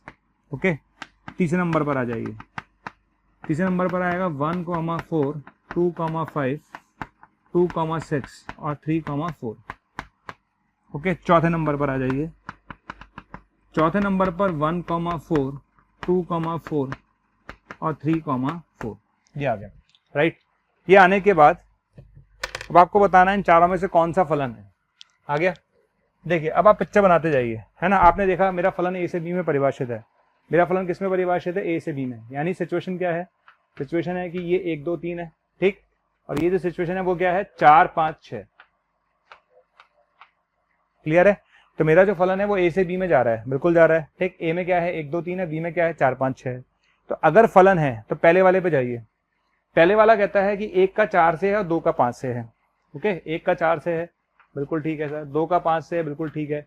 लेकिन भैया 3 का तो कोई संबंध है ही नहीं है, और एक भी अवयव छूट गया, इसका मतलब फलन नहीं है, तो ये फलन नहीं होगा। ओके, अब दूसरे वाले पर आ जाइए। दूसरे वाले में देखिए 1 का 4 से है, 2 का 5 से, 3 का 6 से है। बिल्कुल सही है सर, 100% सही है। तो 1 का 4 से, 2 का 5 से, 3 का 6 से, इसका मतलब ये फलन है। ठीक है, आगे चलते हैं, थर्ड वाले पर आ जाइए। थर्ड वाले में क्या हो रहा है? थर्ड वाले में देखिए 1 का 4 से है, कोई दिक्कत नहीं है। 2 का 5 से और 2 का 6 से है, मतलब 2 का कनेक्शन 5 से भी और 2 का कनेक्शन 6 से भी है। अगर 2 का 5 से भी और 2 का 6 से भी है तो एक ही अवयव के 2 कनेक्शन हो गए, और अगर एक ही अवयव के 2 कनेक्शन है, इसका मतलब वो फलन नहीं है। ओके, अब हम चौथे नंबर पर आते हैं। चौथे नंबर वाले को देखिए, 1 का 4 से, 2 का 4 से और 3 का 4 से, इसका मतलब है 1 का भी 4 से है, ओके, 2 का भी 4 से और 3 का भी 4 से। ठीक है, अच्छी बात है।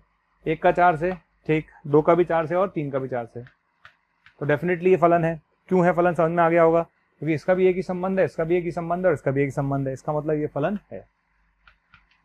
राइट, तो आई थिंक आपको समझ में आ गया होगा फलन की परिभाषा। फलन की परिभाषा क्या है, फलन की परिभाषा का मतलब समझ में आना चाहिए भी फलन क्या होता है बेसिकली, तभी तो मैं आगे बढ़ पाऊंगा चैप्टर में। फलन का मतलब है अगर मेरा फलन ए से बी जा रहा है तो ए में प्रत्येक अवयव का संबंध होना चाहिए और एक का एक ही संबंध होना चाहिए, ये इंपॉर्टेंट है। राइट,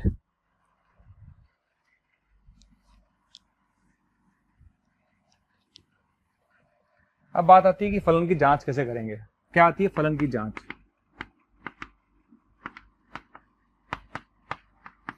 देखिए फलन की जांच जो है ना, हम दो तरीके से कर सकते हैं। पहला कथन रूप से, स्टेटमेंट फॉर्म। स्टेटमेंट फॉर्म फलन की जांच कैसे करेंगे? जैसे मान लो मेरे पास एक क्वेश्चन आया, आपने मुझे क्वेश्चन दे दिया एफ एन से लेकर एन तक एफ एक्स बराबर एक्स माइनस 1। ओके, अब आपने मुझसे बोला कि सर चेक करो कि क्या ये फलन है, मुझे ये चेक करना है कि क्या ये फलन है। कोई दिक्कत नहीं है, मैं क्या करता हूँ, प्रतिचित्रण का सहारा लेता हूँ, यानी मैं बीजी मेथड जा रहा हूँ। राइट, तो मैंने क्या करा, इसको चेक करने के लिए मैंने इसको बना लिया। एन का मतलब क्या होता है? प्राकर संख्या है। एन का क्या मतलब है? प्राकर संख्या है। प्राकर संख्याएं कहाँ से चालू होती हैं? 1 से। ये ऑलरेडी मैं एक्सप्लेन कर चुका हूँ, इसीलिए मैंने एक्सप्लेन किया था। मैंने लास्ट लेक्चर में जब मैं आपको प्राकर संख्याएं समझाई थी तब मैंने आपको पहले ही बोला था भैया ध्यान रखना, बार बार फंक्शन में कोई बताएगा नहीं आपको, इसलिए पहले लेक्चर में क्लियर कर दिया था। राइट, चलिए अब मैं एक एक करके इमेज निकाल रहा हूँ। मैं क्या करूंगा, इमेज निकालूंगा। तो मैंने क्या करा, यहाँ पर एक्स की जगह 1 रखा। ओके, और जैसे ही मैंने एक्स की जगह यहाँ 1 रखा तो ये 0 आ गया, और जैसे ही मैंने एक्स की जगह 1 रखा और 0 आया तो मेरे दिमाग की बत्ती जल गई। क्या जल गई? मेरे दिमाग की बत्ती ये जल गई कि भैया इस 1 का संबंध 0 से होना चाहिए था और 0 मेरे पास नहीं है। राइट भाई, 1 पर वैल्यू 0 आ रही है, क्या 0 हमारे पास है? नहीं है ना, कहाँ है हमारे पास 0?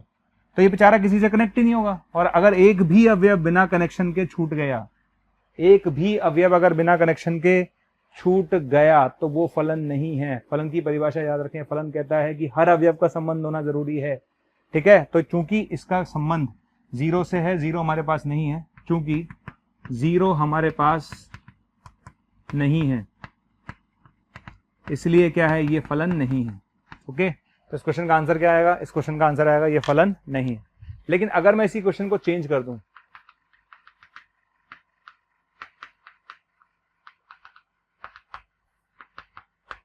क्लियर, अगर मैं इसी क्वेश्चन को चेंज कर दूं, मैंने एन से डब्ल्यू कर दिया। डब्ल्यू क्या है? होल नंबर्स, है ना, पूर्ण संख्या है। ये क्या है? पूर्णांक संख्या है।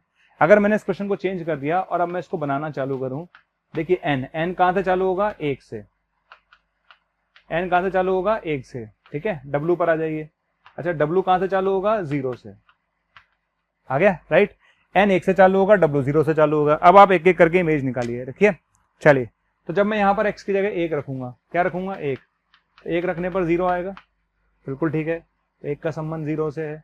2 रखूंगा तो 1 आएगा, 3 रखूंगा तो 2 आएगा, 4 रखूंगा तो 3 आएगा, 5 रखूंगा तो 4 आएगा।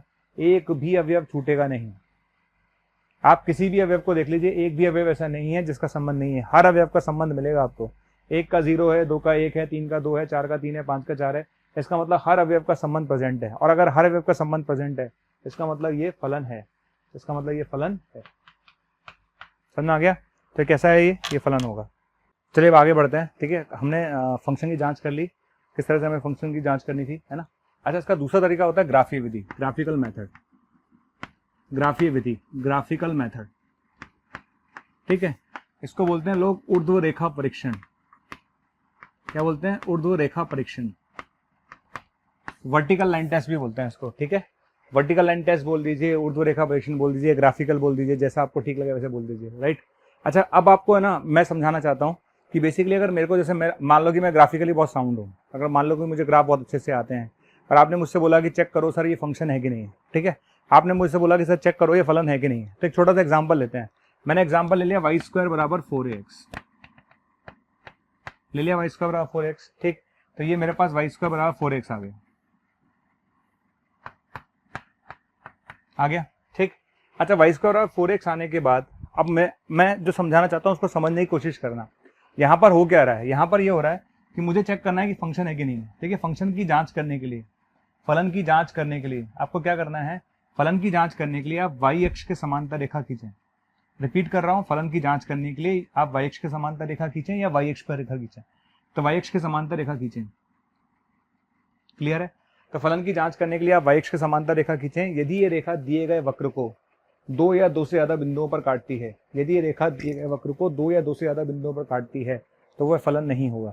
मैं अपनी बात रिपीट कर रहा हूँ, यदि रेखा दिए गए वक्र को दो या दो से ज्यादा बिंदुओं पर काटती है तो वह फलन नहीं होगा, क्लियर है।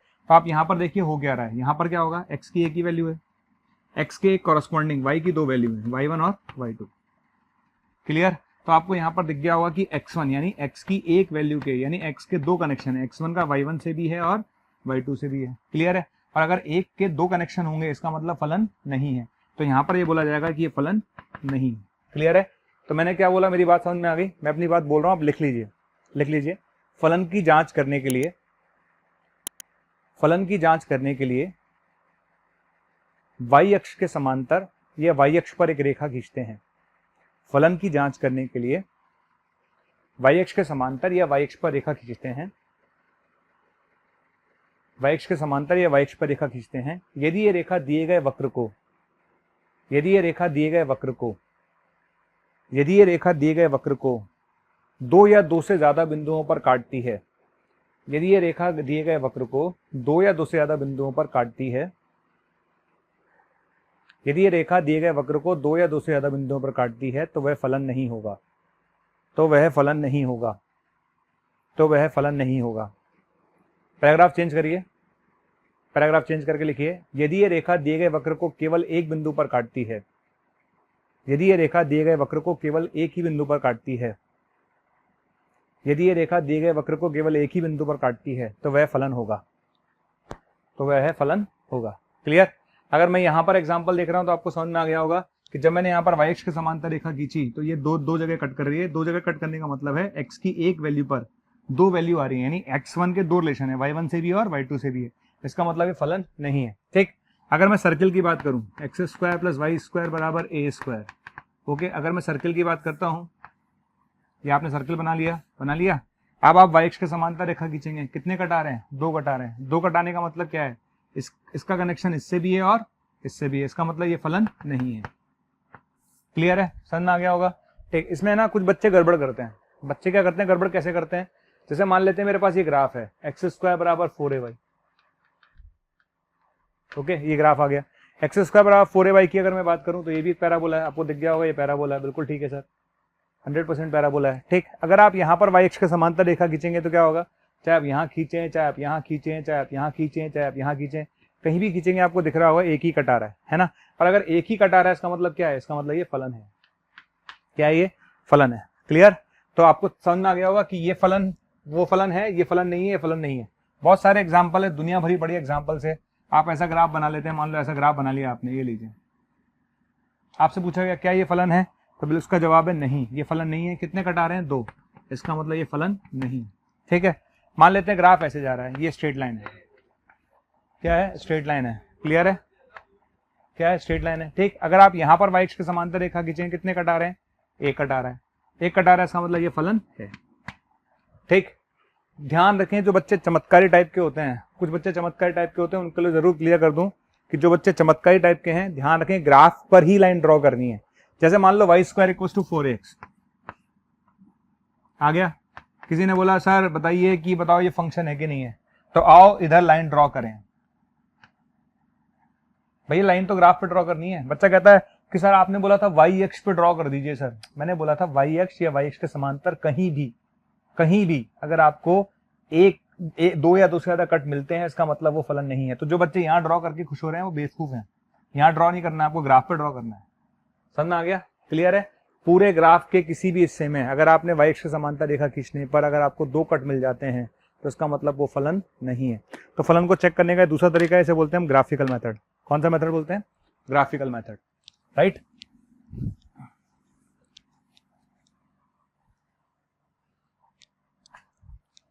नेक्स्ट आता है प्रांत, सह-प्रांत और परिसर। नेक्स्ट आता है प्रांत, सह-प्रांत और परिसर। प्रांत, सह-प्रांत और परिसर। ओके, देखिए अगर कोई फलन ए से बी परिभाषित है, ओके, अगर कोई फलन ए से बी परिभाषित है, जैसे मैंने बोला मेरा फलन जो है एन से आई जा रहा है, कहीं से भी जाए, जैसे मेरा फलन ए से बी जा रहा है ना, तो जब जो फलन ए से बी जा रहा है तो ए जो होता है ना, इसे बोलते हैं हम इनपुट। इनपुट मतलब प्रांत बोलते हैं इसे, ओके। जब मेरा फलन जहां से स्टार्ट होगा है ना, वो क्या कहलाएगा? प्रांत, ओके। और जो बी है वो क्या कहलाता है? सह-प्रांत कहलाता है।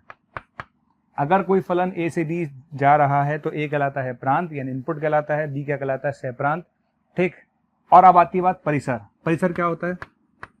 परिसर होता है ए के अवयवों की बी में इमेजेस से बना समुच्चय, ओके। तो परिसर क्या कहलाता है? परिसर कहलाता है ए के अवयवों की बी में इमेजेस से बना समुच्चय। इस बात को समझाने के लिए भी मैं एग्जांपल लूंगा, आपको समझ में आ जाएगी। मैं अपनी बात दोबारा बोल रहा हूं। जैसे मान लेते हैं मेरा फलन ए से एन से लेकर आई तक जा रहा है। अगर मेरा फलन एन से लेकर आई तक जा रहा है तो ये प्रांत है, ये सह-प्रांत है। बिना सोचे समझे, दिमाग मत लगाना। मेरा फलन आर से आर जा रहा है तो ये प्रांत है, ये सह-प्रांत है। प्रांत जो हम देंगे इनपुट में, क्लियर। अच्छा, परिसर क्या होता है? परिसर का मतलब होता है आउटपुट। आउटपुट जब मैं इनपुट दूंगा तो इनपुट देने पर जो मुझे बाहर मिलेगा ना, वो आउटपुट कहलाता है, यानी परिसर कहलाता है। तो परिसर को समझने के लिए एक छोटा सा एग्जांपल लेता हूँ, बिल्कुल बेसिक लेवल का। बेसिक लेवल का एग्जांपल लेंगे तो आपको समझ में आ जाएगा कि भाई परिसर क्या होता है। देखिए, जैसे मेरा फलन ए से बी जा रहा है, बिल्कुल ठीक। ए मेरा ले लेता हूं मैं 1, 2, 3 और 4। बी में ले लेता हूं 2, 5, 10, 17 और 21, ओके। और फंक्शन में ले लेता हूं x² + 1। हो गया। अब आपने मुझसे पूछा बताइए इस फलन का प्रांत क्या होगा, इस फलन का सह-प्रांत क्या होगा, इस फलन का परिसर क्या होगा। ये आपने मुझसे पूछ लिया, राइट। देखिए अब बात क्लियर है। देखो प्रांत में और सह-प्रांत में तो मैं दिमाग लगाने जा ही नहीं रहा हूं, क्योंकि मुझे पता है कि मेरा फलन ए से स्टार्ट हो रहा है। अगर मेरा फलन ए से स्टार्ट हो रहा है तो इसका मतलब ये पूरी की पूरी चीज क्या है? ये पूरी की पूरी चीज प्रांत है। क्लियर है? अगर मेरा फलन ए से स्टार्ट हो रहा है इसका मतलब पूरी की पूरी चीज क्या है? प्रांत है। और जो बी है वो क्या कहलाता है? सह-प्रांत। तो ये चीज क्या कहलाएगी? सह-प्रांत, ठीक। तो दिमाग लगाना ही मत, यहां तक तो हमें दिमाग लगाने नहीं है। अब बात आती है परिसर की। किसकी बात आ रही है? परिसर की। तो परिसर कैसे निकालेंगे? तो उसको बना लेते हैं अपन लोग, ओके। तो ए मेरा क्या है? 1, 2, 3, 4, ओके। अच्छा, बी मेरा क्या है? बी मेरा है 2, 5, 10, 17 और 21। ये ए है और ये बी है। अब हम आगे बढ़ते हैं। इसमें हम क्या करेंगे? एक्स की वैल्यू रखते जाएंगे, आउटपुट लेते जाएंगे। तो मैंने क्या करा? एक्स की वैल्यू यहाँ पर 1 रखी। क्या रखी? 1।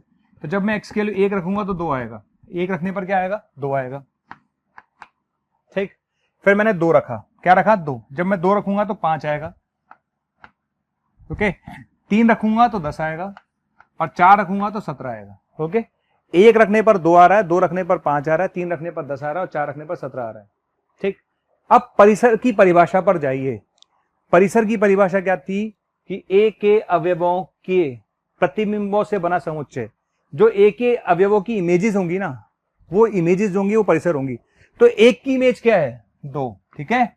एक की इमेज क्या है? 2, 2 की इमेज क्या है? 5, 3 की इमेज क्या है? 10, 4 की इमेज क्या है? 17। तो मेरा जो परिसर होगा वो क्या होगा? तो परिसर आ गया 2, 5, 10 और 17। ये परिसर आ गया। क्लियर है? बात समझ में आ गई? ए के अवयवों की इमेजेस से बना समुच्चय। ए के अवयवों की इमेजेस से बना समुच्चय क्या कहलाता है? परिसर कहलाता है। तो परिसर हो गया 2, 5, 10, 17 और आपको दिख रहा होगा सह-प्रांत, ठीक है। सह-प्रांत कितना था? 2, 5, 10, 17 और 21। ओके। और आपको यहाँ से ये भी दिख रहा होगा कि परिसर जो है वो सह प्रांत का उपसमुच्चय है। आपको ये भी दिख गया होगा कि परिसर जो है वो सह प्रांत का उपसमुच्चय है, राइट। तो यहाँ पर एक बात और क्लियर कर देता हूँ मैं, है ना। अगर मैं इस क्वेश्चन में यहाँ पर 21 हटा देता, हटा दिया 21, अगर मैं यहाँ से 21 हटा देता और यहाँ से 21 हटा देता तो क्या होता, तो आपको दिख गया होगा कि यही चीज सह प्रांत है और यही चीज परिसर है, यानी दोनों बराबर हो जाते, राइट। अगर मैं यहाँ से 21 और यहाँ से 21 हटा दूं तो आपको दिख रहा होगा कि यही चीज सह प्रांत है और यही चीज परिसर है। इसका मतलब क्या हुआ, या तो परिसर सह प्रांत के बराबर होगा या उससे छोटा होगा। परिसर सदैव सह प्रांत के या तो बराबर होगा या उससे छोटा होगा, उससे बड़ा नहीं हो सकता। यानी ये बात लिख लीजिए, अब आप ये बात सारे बच्चे लिख लीजिए, नोट डाल के, सारे बच्चे नोट डाल के लिख लीजिएगा। परिसर सदैव सह प्रांत का उपसमुच्चय होता है। परिसर सदैव सह प्रांत का उपसमुच्चय होता है। परिसर सदैव सह प्रांत का उपसमुच्चय होता है। ये बात लोड कर ले सारे बच्चे, बड़ा बड़ा लिख लीजिएगा कि परिसर जो होता है वो सह प्रांत का हमेशा क्या होगा, उपसमुच्चय होगा। क्लियर है? आई थिंक आप लोगों को समझ में आ गया होगा कि जो मैं कहना चाह रहा हूँ। तो ये एग्जाम्पल आपको समझाता है कि भाई क्या प्रांत है, क्या सह प्रांत है और क्या परिसर है। मैं एक छोटा सा एग्जाम्पल और लेता हूँ, है ना, एक दो छोटे छोटे एग्जाम्पल लेता हूँ, बाकी अपन नेक्स्ट टाइम पे देखेंगे। जैसे मेरा फंक्शन है 1 से लेकर 3 तक, ओके, और यहाँ परिसर मैंने लिखा नहीं, यहाँ पर चलो मैं ले लेता हूँ 0 से अनंत, ओके। अच्छा, फंक्शन में ले लेता हूँ x², ले लिया। अब आपसे पूछा गया बताओ भैया परिसर क्या होगा। आपने क्वेश्चन पूछ लिया परिसर क्या होगा, आपने सिंपल से पूछा है कि मुझे बताओ परिसर क्या होगा। तो मैंने कहा ठीक है, स्टार्ट करते हैं। अब इस क्वेश्चन का मुझे परिसर निकालना है।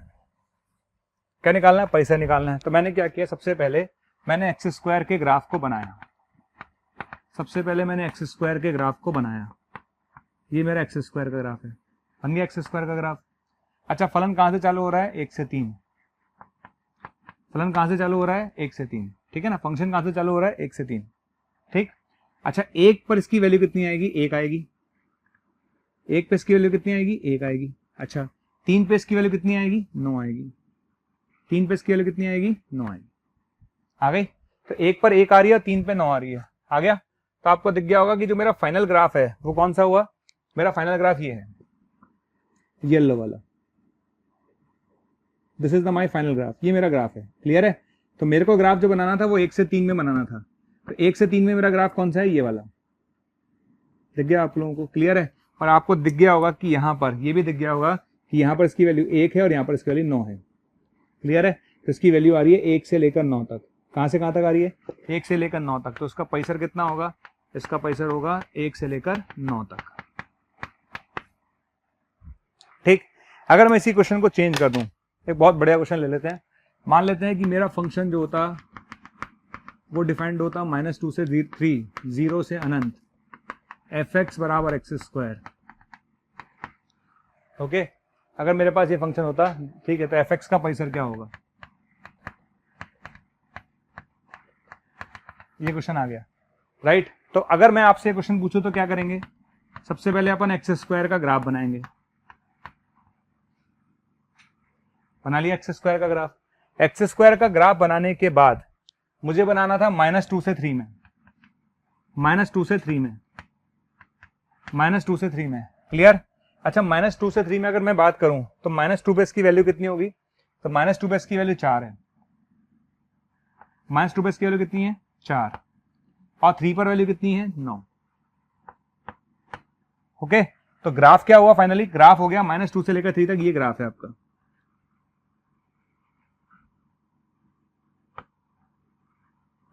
बन गया ग्राफ। क्लियर है?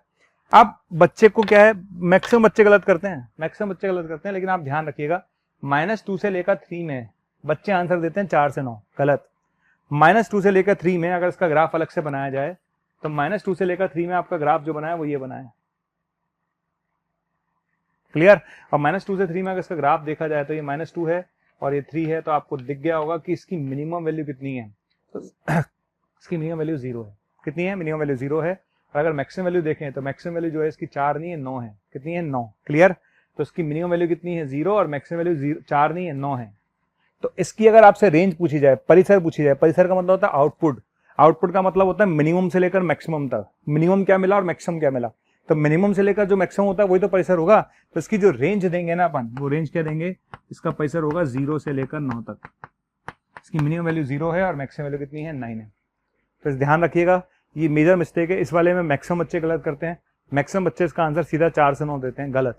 इसका आंसर आएगा 0 से 9, क्योंकि इस ग्राफ को अगर आप देखें तो ये ग्राफ आपका फाइनल है और इस ग्राफ की मिनिमम वैल्यू 0 और मैक्सिमम वैल्यू कितनी है, 9 है, राइट। चलिए यहाँ पर हमारा सेकंड लेक्चर खत्म होता है फंक्शन का।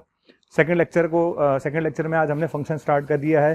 फंक्शन की डेफिनेशन क्या होती है, इमेज क्या होती है, प्री इमेज क्या होती है, फंक्शन को कैसे रिप्रेजेंट करते हैं, फंक्शन को चेक कैसे करते हैं, फंक्शन को चेक करने का ग्राफिकल मेथड क्या है, और प्रांत और पैसर की बेसिक डेफिनेशन क्या है, राइट। इसके बाद नेक्स्ट टर्न पे मैं कुछ और इंपॉर्टेंट बातों के साथ स्टार्ट करूंगा नेक्स्ट लेक्चर।